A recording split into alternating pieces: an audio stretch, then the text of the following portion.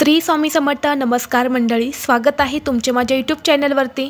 आजचा दिवस तुम्हाला खूप छान सुखाचा आनंदाचा जाऊ हीच मी स्वामींच्या चरणी प्रार्थना करते आणि आज या नवीन व्हिडिओला सुरुवात करते।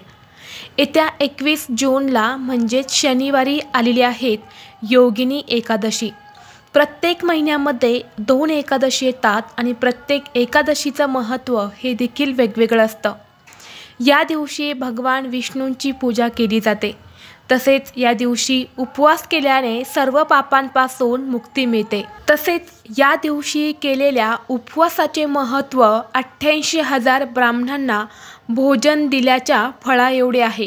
म्हणून या दिवशी सर्वजण आवर्जून उपवास करत असतात। या व्रतामुळे मोक्ष मिळतो, म्हणजेच जन्म मृत्यूच्या फेऱ्यातून मुक्ती मिळते। योगिनी एकादशीचे व्रत केल्याने घरात सुख समृद्धी येते। या व्रतामुळे कुटुंबात सुख शांती नांदत असते आणि सर्व प्रकारच्या उपद्रवांचा नाश होतो।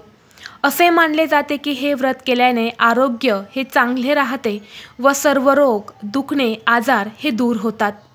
तसेच या व्रताने सुंदर स्वरूप, चांगले गुण आणि प्रसिद्धी मिळते असे देखील मानले जाते। या दिवशी दान धर्म करणे देखील खूप महत्त्वाचे मानले जाते। धार्मिक दृष्टीने हा दिवस अत्यंत महत्त्वाचा असल्यामुळे या दिवशी व्रतासोबतच काही प्रभावी उपाय आणि सेवा देखील केल्या जातात। आज या व्हिडिओमध्ये मी तुम्हाला एक अतिशय प्रभावी असा उपाय सांगणार आहे। शनिवारी योगिनी एकादशीला तुम्ही उपवास नाही केला तरीही चालेल, पण 2 विड्याच्या पानांचा हा अत्यंत प्रभावी उपाय नक्की करा। हा उपाय केल्याने सर्व कामात यश मिळेल, कर्जमुक्ती होईल, 7 पिढ्यांचे दारिद्र्य हे नष्ट होऊन कितीही कठीणातील कठीण इच्छा ही पूर्ण होईल। तर असा हा 2 विड्यांच्या पानांचा उपाय कसा करायचा आहे, कोणत्या वेळेत करायचा आहे याबद्दलची संपूर्ण माहिती आज या व्हिडिओमध्ये मी तुमच्यासोबत शेअर करणार आहे। त्यामुळे तुम्ही हा व्हिडिओ स्किप न करता शेवटपर्यंत नक्की पहा।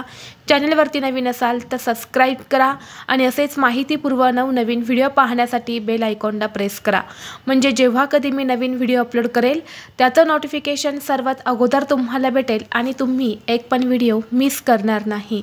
आज या व्हिडिओमध्ये मी तुम्हाला जो उपाय सांगणार आहे तर हा उपाय तुम्ही शनिवारी योगिनी एकादशीला दिवसभरामध्ये कधीही करू शकता।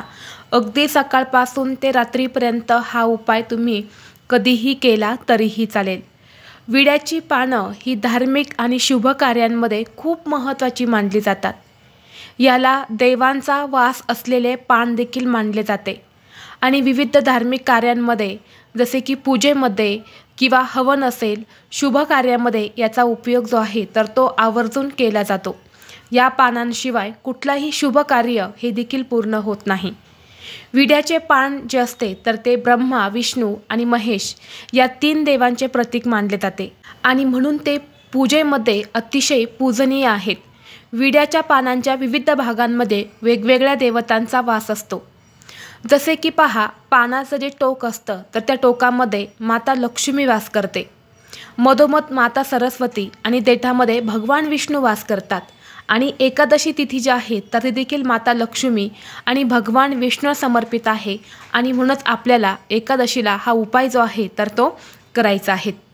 जर तुमच्या घरामध्ये सतत पैशांच्या आर्थिक अडचणी येत असतील, कष्ट आणि मेहनत करताय परंतु तुमच्या कष्टाला आणि मेहनतीला यश मिळत नाही, किंवा तुमच्या कष्टाला आणि मेहनतीला यश मिळते, तुमच्याकडे लक्ष्मी येते परंतु आलेली लक्ष्मी ही तुमच्याकडे स्थिर राहत नाही, कोणत्या कारणाने घरातून पैसा हा निघून जातो, सतत तुम्हाला पैशांच्या अडचणींना सामोरे जावं लागत असते, किंवा तुम्हाला कोणत्याही कामामध्ये यश मिळत नसेल, कोणतीही गोष्ट तुमच्या मनासारखी घडत नसेल, एखादा उद्योग व्यवसाय आहे तो चांगला चालत नाही, किंवा नोकरीमध्ये तुम्हाला भरभरून असं यश मिळत नसेल, घरामध्ये लक्ष्मी नांदत नसेल, सतत इतरांकडून तुम्हाला पैसे उसने घेण्याची वेळ येत असेल, किंवा तुमच्यावरती भरपूर असं कर्ज झालेलं आहे, तर यासारख्या समस्या दूर होण्यासाठी हा उपाय जो आहे तर तो तुम्हाला या योगिनी एकादशीला करायचा आहे।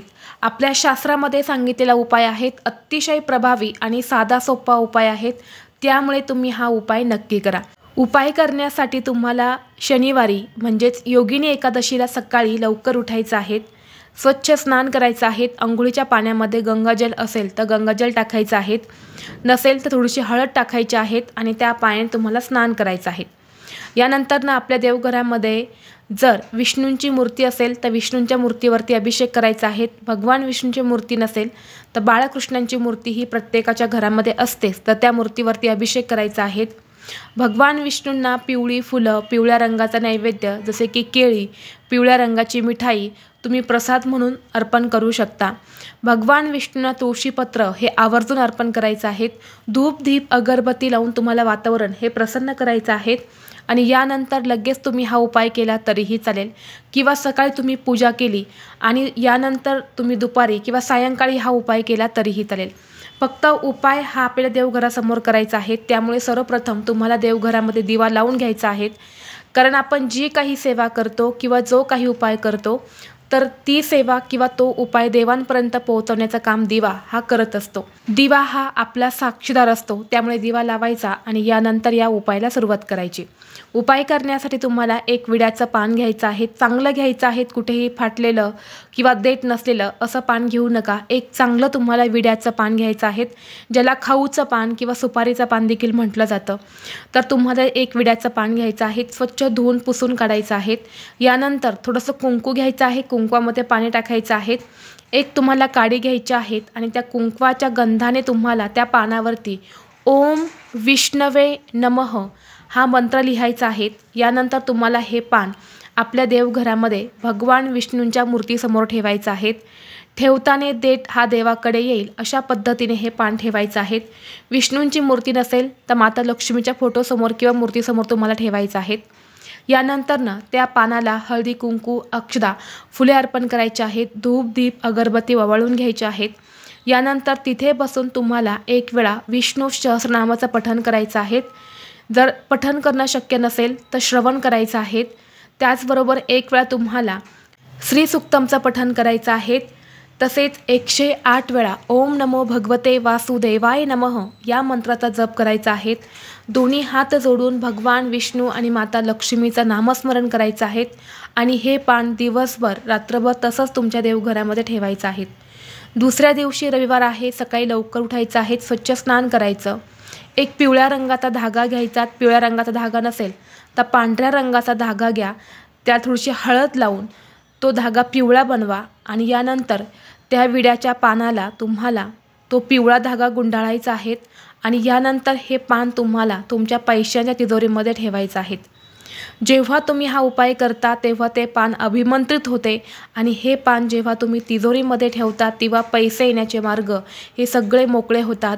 घरामध्ये चहूबाजूने पैसा येऊ लागतो, आपल्या कष्टाला आणि मेहनतीला यश मिळत असते, आपल्याला सर्व कामात यश मिळते। घरातील पैशांच्या आर्थिक अडचणी ज्या आहेत तर त्या दूर व्हायला सुरुवात होते। उद्योग व्यवसाय असेल तर तो देखील चांगला चालायला सुरुवात होते। इतका हा अतिशय प्रभावी उपाय आहे, त्यामुळे तुम्ही नक्की योगिनी एकादशीला हा उपाय आवर्जून करा। घरामध्ये सुतक असेल तर हा उपाय तुम्हाला करता येणार नाही।